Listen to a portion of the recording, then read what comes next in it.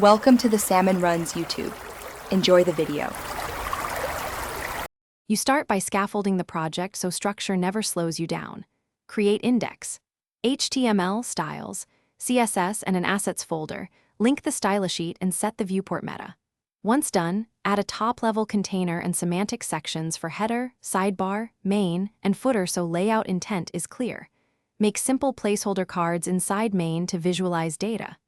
This first practical step gives you a live canvas to iterate on. Make sure the HTML is semantic and accessible from the beginning. Now you implement the core layout using CSS grid and variables for consistency. Define columns and rows on the container, place header, sidebar, and main regions explicitly, and create a flexible card component with padding, shadow, and border radius. Use CSS custom properties for colors and spacing so changes ripple everywhere. Once the desktop layout is stable, add media queries at 768px and 480px to collapse the sidebar and adjust grid to a single column. This approach finish by populating cards with real widgets and polishing interactions. Use lightweight SVG charts or a small charting library for sparkline and bar visuals, and lazy load heavy data to improve performance.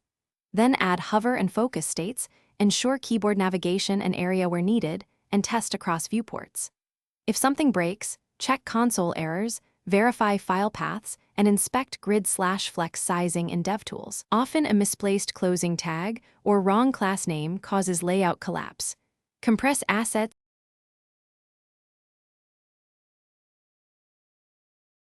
Thanks for watching. Consider subscribing if we helped you.